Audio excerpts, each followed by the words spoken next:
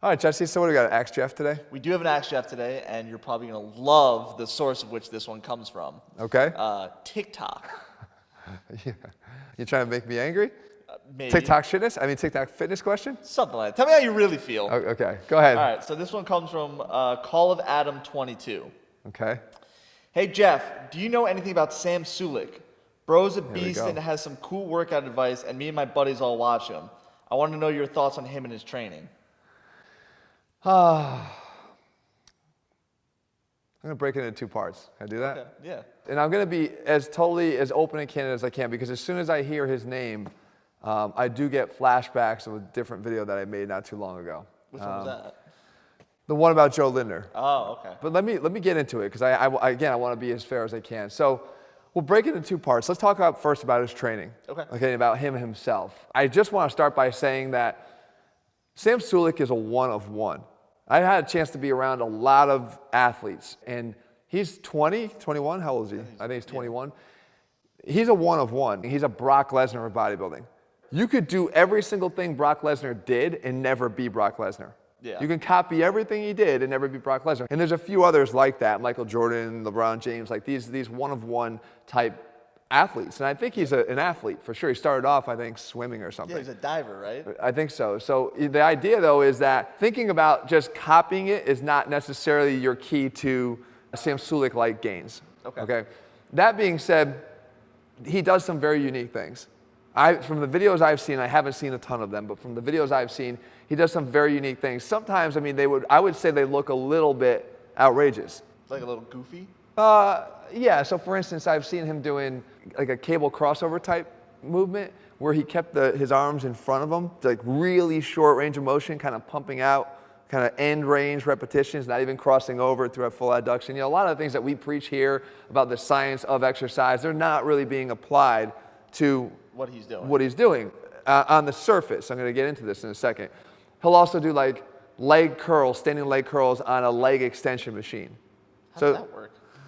I mean, he made it work, right? But even then, using a very limited range of motion to do the exercise, so kind of pumping out mid-range repetitions. Yeah. But I believe that things that sometimes seem unintentional can be incredibly well-intentioned, almost intentionally advanced. And I believe that along with this one-of-one physique that he's building, and we're going to talk about how he built this as part two of what we're talking about here, because I do not believe it's been without heavy assistance of drugs to get there. Yeah. He has the ability to intuitively train and do things that his body needs and responds to in that moment.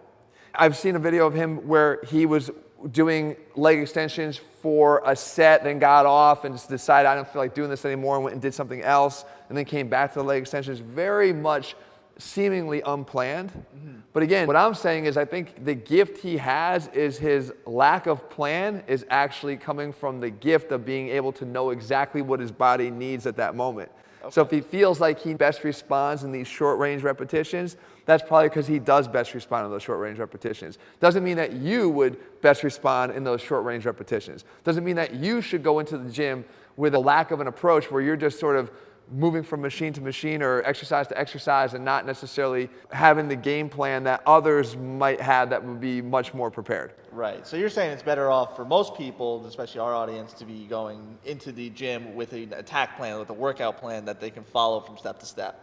Yeah, most people benefit from having structure to what they're doing, for sure. Yeah. It doesn't look as structured, but again, I'm not going to discredit him because I do think that Sam is a very intelligent kid. Like, we're not talking about a dummy here. Okay, he seems to be very intellectual and says some kid things. Like I look past some of the younger talk, you know what I mean? Things. Immature stuff, yeah, because I don't know if I'm not thinking that that's what's guiding him. I think that what's guiding him is this intuition to be able to train that way. Now, some of it leads to this next part, and that's ego lifting.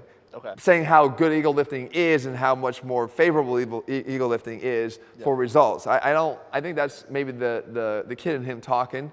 You need to have, and I preach this all the time, you need to have a stable foundation. I think when you're talking about half repping and using machines for purposes that aren't necessarily the purpose of the machine, you can get away with that more when you have a solid foundation first. I think a lot of the kids and people that are watching him right now think that this is the way to build your foundation. that foundation is going to betray you down the line. I could tell you, there was actually a recent study that came out that was talking about bicep tears, because I was looking into it because of my own bicep tear. Yeah. And they were saying how one of the most influential contributions to bicep tears was a lack of full range of motion training. And I do think that at times I might have cut short that kind of really bottom portion of the curl, and I was doing a lot of heavy repetitions there. That might have contributed to setting the stage for that. That if I had built the foundation around really full range of motion on curls, because that was one of the big exercises I relied upon as a kid, like maybe that wouldn't have happened. So if you're gonna build all of your foundation around shorter range of motion because you think this is what's most impactful for him, you could be setting yourself up for even bigger problems as you age. Right. Not to mention you're just getting away with a lot of that shit when you're younger. Now, his topic of his nutrition comes up too. Okay. Right, so it's kind of built into his whole training here. And people talk all the time about the quality of his nutrition being pretty poor. Yeah. Right? And whether or not some people think it's real or more for the camera or for show, I will be the last person to criticize his nutrition because I did not have good, proper nutrition for the first 16 years of my life. I ate a lot of shit, a lot of junk food. And I turned it around towards the tail end of high school when I was playing sports and realizing that when I was reading these bodybuilding magazines that they were eating much better than what I was, that by making those gradual switches and changes, I actually started to feel better. Yeah. I felt like more consistent energy. I didn't feel like these, ups and downs the way I was. Look, he's 20. He was 4 years older than when I stopped eating the crappy foods. Yeah. If he could turn it around in the next couple of years, I think he'll be fine long term from that. Hey, I managed to turn it around in a few years after I was like 24, was it when we started this? Yeah. I mean, you ate a lot of crap. Yeah, I definitely did. And I can't eat the same way that I used to now that I'm approaching 30. Right, even just 6 years later. It's like you're not like an old guy, right? No, but no, things will start to change. So he won't even be able to maintain that without having the repercussions in terms of his physique. Yeah. What I think this rolls into, though, in terms of long-term repercussions, this is sort of the part that I think is most impactful, and this is what I want to talk about the most. And that is, we talk about his training, but I want to talk about his influence. Okay. He's very influential. Yeah. Incredibly influential. There are a lot. The kid in the question was talking about him and all his buddies watching him. One of the guys that works with us, his son, watches him. Yep.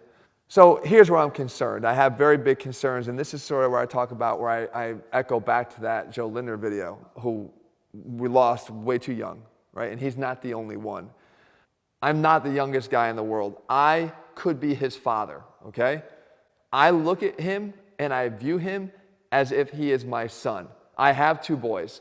If he was my son right now, I would be terrified. Yeah. Every single day, I would be terrified about the path he's going down and even about the things it appears he's doing right now. I would be terrified. So my concerns come from a genuine place. I do not want to discredit what he's doing. I would never want to see him not succeed. I would love to see this kid succeed. I root for everyone's success. I'd love to see this kid succeed for the next 80 years and beyond. My concerns are that that won't happen. That won't happen. I saw a comment on a video that this kid said that he showed his mother, who was a former competitive bodybuilder who had abused steroids, they showed him Sam. Yep. And she said, don't get attached to him. Damn. Right. Damn. Like it's a very real fear. And that's where I'm coming from in this position.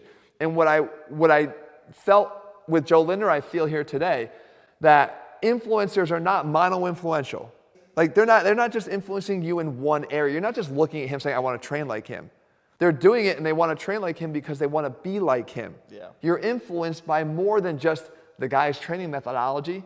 If you were 20 again and you were watching him, what would he be like to you? He'd be a huge inspiration to me. He'd be someone that I wanted to be. I would want to be big and strong, and I want to look like that. And what about inherent risks in what he's doing, though he's not, and we're talking about that he's not talking about this stuff, but what would you feel about those inherent risks? Would those be overwhelmed by the desire to want to sort of live that life? I think that if me as impressionable as I was at that age, I think that looking at what he's taking, I'd be like, okay, maybe I need to do that too.